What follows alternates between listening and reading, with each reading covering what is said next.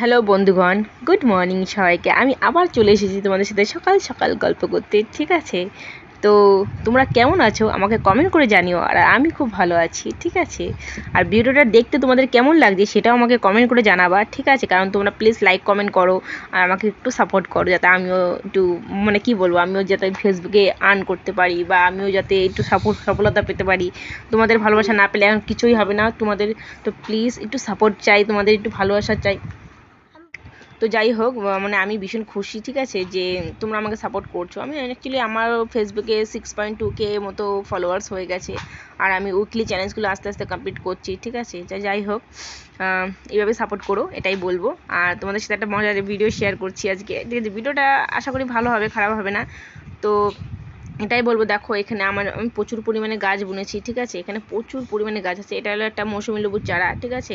এই গাছটা আমি 2 বছর আগে বুনেছিলাম। এই গাছের পাতার গন্ধটা এত সুন্দর, বলার মতো না। আমার দুর্ভাগ্য এটাই যে গাছটা ফল দেয় না। কারণ ফল না দেওয়ারও এটা আমার ফল্ট, কারণ আমি যেহেতু গাছটাকে না আমার মাটিতে বোনা উচিত ছিল। আমি গাছটাকে টপে বুনেছি। টপটাও খুব ছোট পরিমাণে, বড় পরিমাণ টপ হতো তো 7.5 দিন গাছটা প্রোটিন পেলে বা সেমন সার মার দিলে 7.5 দিন গাছটা ফল দিত। তো সেটা আমার দুর্ভাগ্য, সেটা আমি গাছের কোনো ফল্ট নেই, আমারই ফল্ট আমি ভাবছি।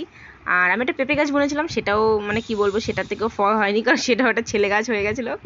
তো যাই হোক, পাতাটা খুব সুন্দর গন্ধ। আমি পাতাটা অনেক সময় কী করি, তরকারি যখন রান্না করি না তরকারিতেও দিয়ে দিই। তো আমার তো হেবি লাগে। আর এখন আমার ছেলে ভীষণ ডিস্টার্ব করছে। আমার ছেলে এখানে ড্রয়িং করছে, তো ড্রয়িং করছে, একটু আওয়াজ করছে, একটু ঠান্ডা লেগেছে এর জন্য।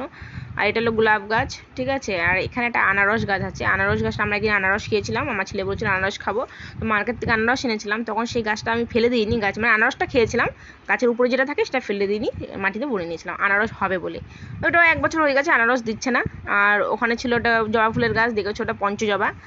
আর এখানে তোমাদের একটা ভিডিও দেখাচ্ছি। এটা হলো একটা অ্যালোভেরা গাছ, যেটা আমি মাত্র এনেছি 2 মাস হয়েছে। মাত্র আমি যখন কলকাতা গেছিলাম, কলকাতা থেকে এনেছি গাছটা, এনেছি মাত্র 2 মাস হয়েছে। গাছটা দেখো 3-3টে চারা দিয়েছে। আমি তো ভীষণ খুশি হয়ে গেছি, কারণ এত তাড়াতাড়ি গাছ যে 3-3টে চারা দিয়ে দেবে আমি ভাবতেই পারিনি।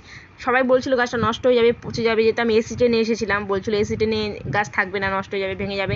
একটা ডাল ভেঙেও গেছিলো, ওখানে একটা দেখবে ডাল অলরেডি দেখাই যাচ্ছে এটা ভাঙা, ঠিক আছে। আর অ্যালোভেরা অনেক কাজে লাগে, দেখো অ্যালোভেরা মাথায় চুলে দিতে কাজে লাগে, স্কিনে দেয় অনেকে, সকালবেলা ঘুমিয়ে উঠে খায়, অনেক কাজে লাগে অ্যালোভেরা।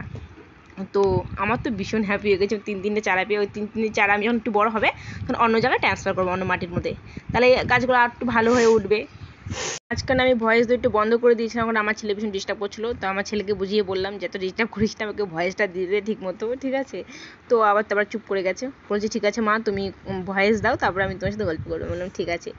তো তোমার সাথে আরেকটা গাছ শেয়ার করছি, ঠিক আছে। এই গাছটা না আমি অ্যাকচুয়ালি নাম জানি না।